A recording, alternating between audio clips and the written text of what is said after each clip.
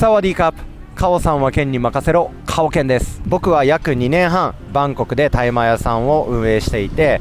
毎日のように日本人旅行者の大麻初心者の方々とお話をしています。今回はタイ旅行でちょっと大麻に興味があるなっていう人向けに、吸う前に知っておくべきことをよくある質問ベースで6つにまとめてみました。この動画を見れば現地での注意点と帰国後にちょっと焦っちゃうなみたいなポイントがざっくりわかるようになってます。ぜひ最後までご覧ください。レッツゴ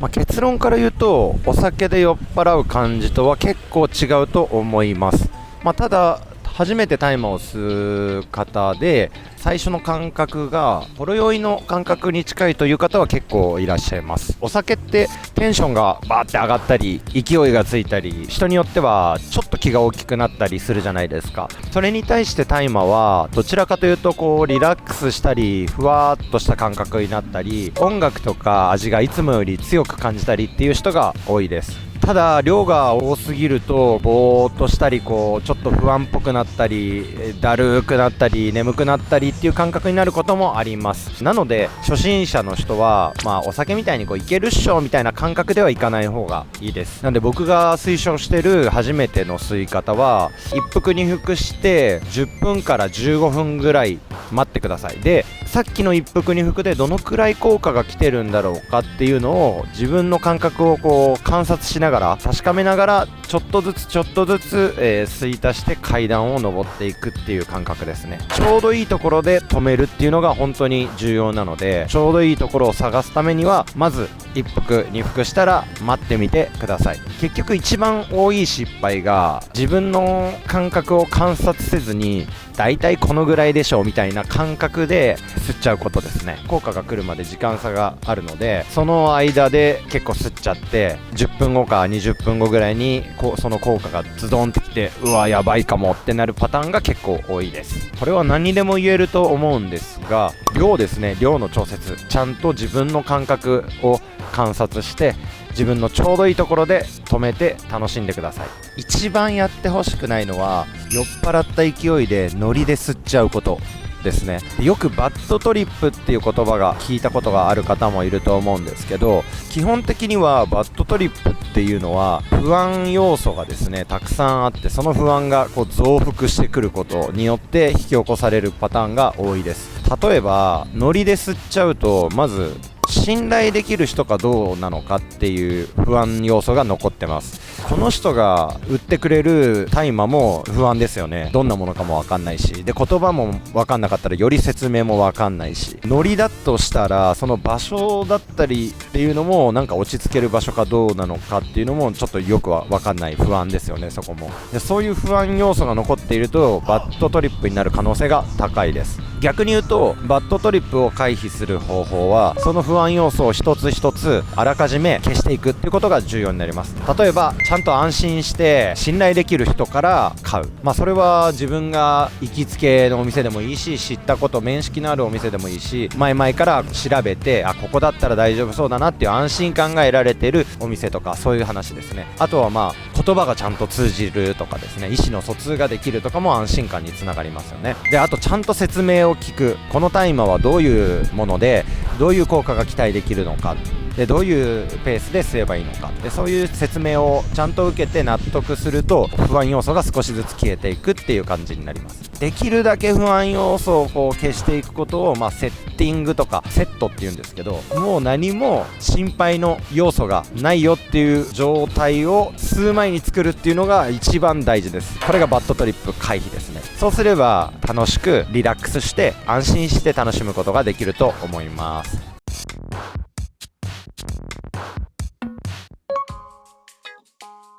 これもかなりよく聞かれる質問なんですが、基本的にはちゃんと現地で購入したものであれば持っているだけですぐ何か問題になるっていうケースはそんなに多くはないです。ただ注意点は2つあります。1つ目は吸う場所についてですね。基本的にはディスペンサリーや、大麻ショップが推奨する喫煙スペースだったり、あとホテルだとバルコニーとかですね、周囲の人にちゃんと配慮できる場所であれば安心だと思います。2つ目はエリアごとによってってルールの運用が違うことがあるという点ですね。タイはエリアごとに警察の管轄が違うのでルールの運用も変わってきます。例えばカオさん周辺では処方箋の提示を求められることとかはほとんどないし、聞いたことがありません。ですが他のエリアに大麻を持って大きな移動をする場合だったりとかはですね、そのルールの運用が変わる可能性があるので、一応処方箋を取っておくことをお勧めします。ちなみに我々が運営するエリア81では宿泊者以外の方でも安心して吸える場所もありますし、同じ場所に入っているピーチパンティースで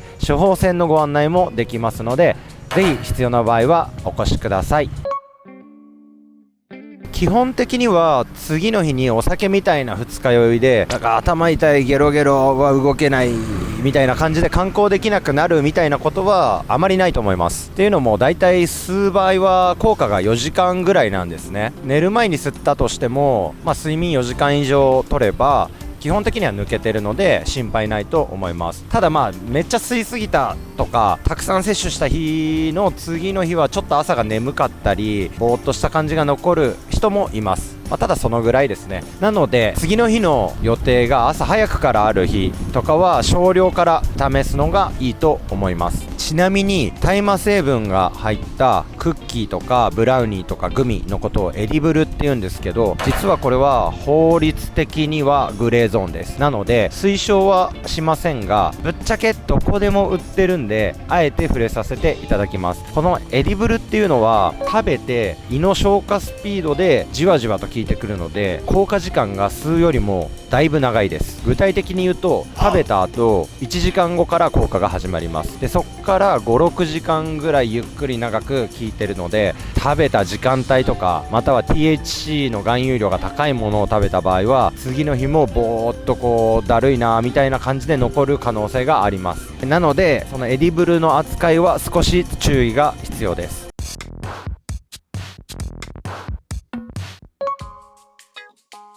依存性はありますが、タバコとかお酒の依存に比べたら少ないですね。例えるならコーヒーとか砂糖程度だと思ってください。もっと具体的に言うとですね、ドラッグとか薬物とかの依存には2種類あって、身体依存と精神依存です。大麻に関しては精神依存です。思い出ですね。楽しかったな、タイで旅行行って友達と初めて吸った時になんか話してカオさん楽しかったな、またやりたいなみたいなことですね。逆にタバコとかはあとお酒、アルコール中毒がひどくなっちゃうと、身体依存になっちゃうんですけど、もう思考とは別に体が求めちゃうっていう状態です。例えばもうご飯を食べながら無意識のうちにタバコのことを考えちゃっているとか、タバコが吸えない状況になるともう落ち着かなくてイライラしてちょっと冷や汗かくとか、お酒に関しては飲まないと手の震えが止まんない、思考がまとまらないとかですね、そういう状態ですね。そこまで行く状態はほぼないと思います。有名な科学雑誌でも砂糖とかカフェイン程度っていうのはもうデータとして出てるので、そこはそんなに心配いらないかなと思います。僕タイで毎日大麻を吸ってるんですけど、一昨年の年末に日本に帰りまして2週間ぐらいですね。で正直は毎日吸ってたから大麻吸えなくなるの大丈夫かなと思ってたんですけど、全く問題なかったですね。このタイミングであったらいいなぐらいは思うんですけど、吸いたいなって思うのはやっぱりタバコの方でした。タバコはなかなか吸い出すとやめるのは難しいです。お酒に関して昔バーで働いてる時ですね、毎日たくさんお酒を飲んでたんですが、もうその時はもう手が震えてお店の準備ができないから、とりあえずテキーラを飲んで手の震えを止めてお店を準備するみたいなこともやってたんですけど、それをしてるとですね、やっぱりダメージがすごいわけですよ、体への。次の日も頭痛いし気持ち悪いし、ご飯食べたら吐いちゃうしみたいな、結構しんどい思いをお酒ではしてたんですが、大麻に関しては毎日吸っても元気です。